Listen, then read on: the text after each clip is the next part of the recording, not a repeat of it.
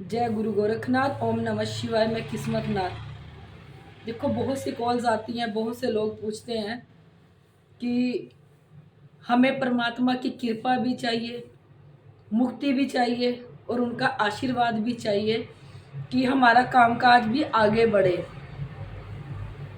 तो मैं यही बताना चाहती हूँ सबको कि सबसे पहले आप लोगों ने अपने घर के पितरों को देखना है कि जो हमारे पितर हैं वो प्रेत योनि में तो नहीं है, पितर योनि में है। फिर उसके बाद आपने अपने घर के कुल देवी देवताओं को देखना है कि हमारे कुल देवी देवता बंधन में तो नहीं है। अगर आपके घर के पितर प्रेत योनि में है तो उनको पितर योनि में बैठाओ। अगर आपके घर के कुल देवी देवता बंधन में तो उनका बंधन खुलाओ, क्योंकि इनको साथ में लेके चलना बहुत जरूरी है। तभी हम जिसको आगे इष्ट बनाएंगे उनकी कृपा हमारे ऊपर आएगी। अगर हम अपने घर के पितर और घर के कुल देवी देवता की जोत नहीं जगाएंगे, उनको मानता नहीं देंगे, तो हम किसी को भी इष्ट बना के अब पूजा कर लो तो आप लोगों को वो पूजा नहीं लगेगी। दूसरा, अगर आप किसी भी मंदिर में जाते हो, चाहे काली माता का हो, हनुमान जी का हो, दुर्गा का हो, किसी का भी हो, जो भी आपके इष्ट है, जो भी आप लोगों ने अपने इष्ट बना रखे हैं, वहां जाके आप लोगों ने अपने जिस भी देवी देवता के पास गए उस मूर्ति में आपने अपने इष्ट को देखना है, जिसकी भी आप मानता करते हैं, जिसकी भी आप पूजा करते हैं, और वही नाम लेके आपने अपना सिर झुकाना है। ये नहीं है कि आप काली माता के दरबार में गए तो आपने काली माता का नाम ले लिया, भोलेनाथ के दरबार में गए भोलेनाथ का नाम ले लिया, हनुमान जी के दरबार उनका ले लिया।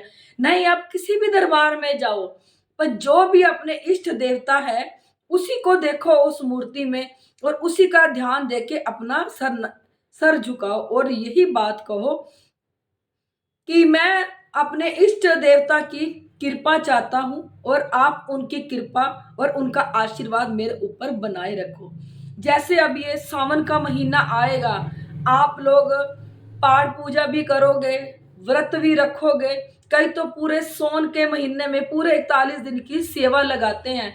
जब भी आप किसी भी देवी देवता की सेवा लगाओगे तो कोई मांग नहीं रखनी है आप लोगों ने।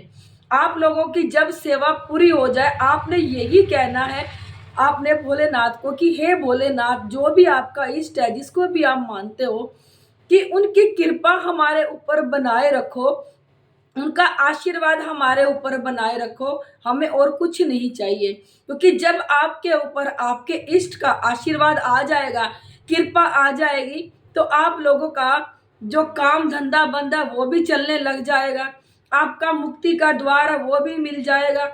क्योंकि जब भी हम अपना कोई सेवा लगाते हैं, कोई भी, चाहे नवरात्रे हो, चाहे सोन का महीना हो, चाहे भादों का महीना हो, हम कोई भी अगर पूजा करते हैं, कोई भी अगर छीला लगाते हैं, तो उसमें कोई मांग नहीं रखनी चाहिए।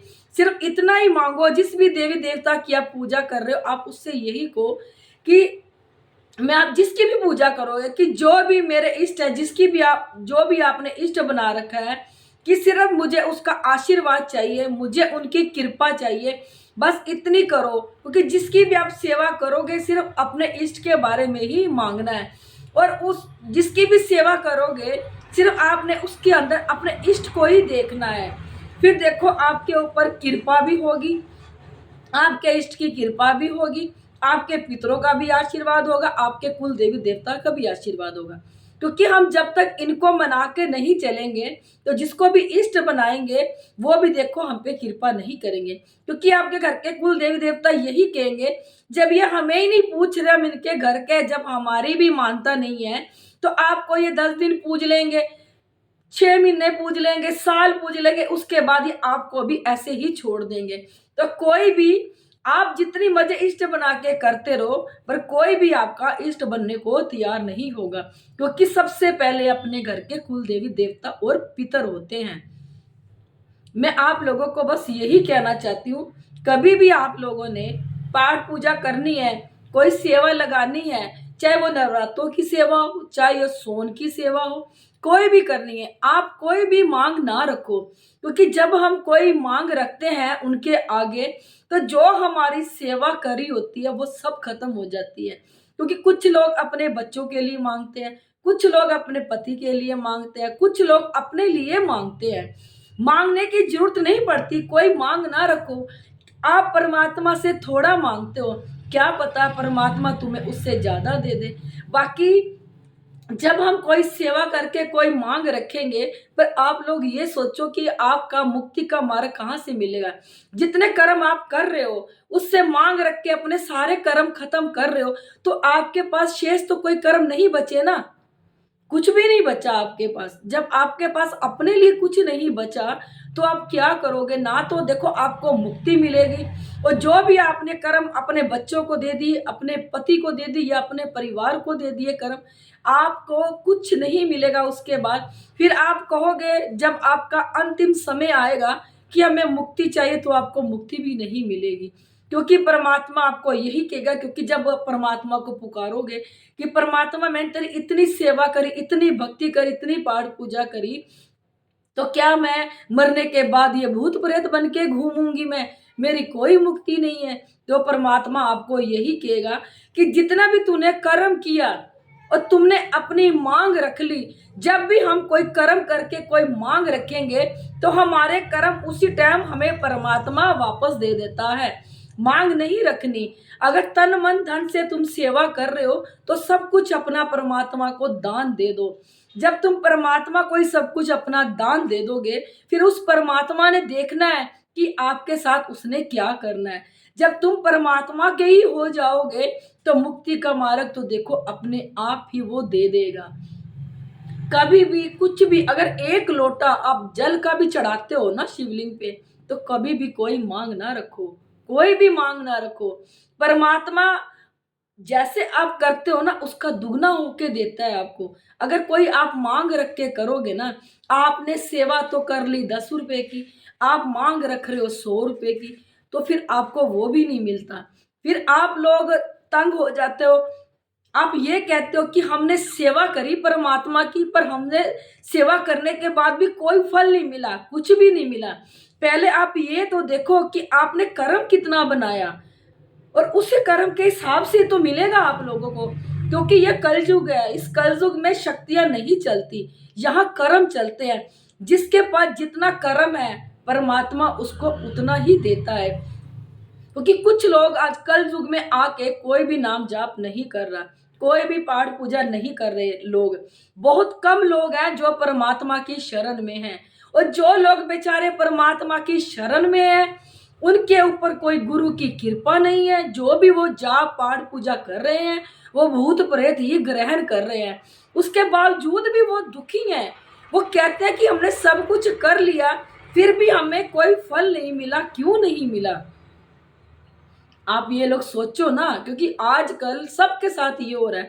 क्योंकि बहुत से कॉल आते हैं कि इतना समय हो गया हमें पाठ पूजा करते, हमें फल क्यों नहीं मिला, हमें पूजा का वो क्यों नहीं मिला। क्योंकि आप लोग, मैंने बताया, अपने कुल के देवी देवता, अपने पितरों को लेके साथ चलो, नेगेटिविटीज चेक कराओ, एक अच्छी गद्दी से जुड़ो, ताकि आपके कर्म इकट्ठे होते रहे, और अपने आप को परमात्मा को दान दे दो कि परमात्मा, अगर मैं छोटा सा छोटा भी कर्म करूंगा, मैं वो आपको दान में देता हूँ। देखो फिर परमात्मा सूद समेत आपको वापस कैसे नहीं देगा, वो जरूर देता है। क्योंकि परमात्मा बहुत दयालु है।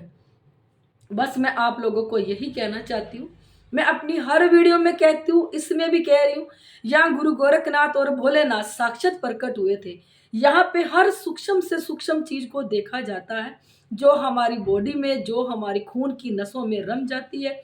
देखो, कईयों को ये सूक्ष्म चीजें एहसास दिलाती है, और कईयों को तो ये मार के अपने साथ ही ले जाती है, और कईयों को पता ही नहीं चलता कि हमारी बॉडी में सूक्ष्म से सूक्ष्म चीजें हमारे अंदर बैठी थी।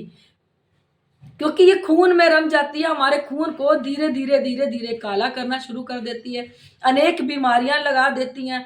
जब बीमारियां हमें लग जाती हैं, तो हम डॉक्टरों के पास जाते हैं, तो डॉक्टरों को वो समझ नहीं आती। क्योंकि वो शरीर भी उसके बाद हमारा नहीं होता। जब तक हमारे शरीर में आत्मा है, किसी दूसरे की हम कुछ भी खा लें तो वो सब कुछ उनको लगेगा, हमें नहीं लगेगा, क्योंकि वो शरीर हमारा है ही नहीं, वो उनका है। अगर किसी को काले परछाएं दिखते हैं, किसी के स्वप्न में दबते हैं, किसी के साथ गंदा काम होता है, नीचे मेरा नंबर दिया है, कॉल करना, क्योंकि यहाँ पे हर सूक्ष्म से सूक्ष्म चीज को देखा जाता है, देख के उनका इलाज भी किया जाता है। अगर आप लोगों को मेरी वीडियो अच्छी लगती है, इसे लाइक, सब्सक्राइब और शेयर जरूर कर दिया करो।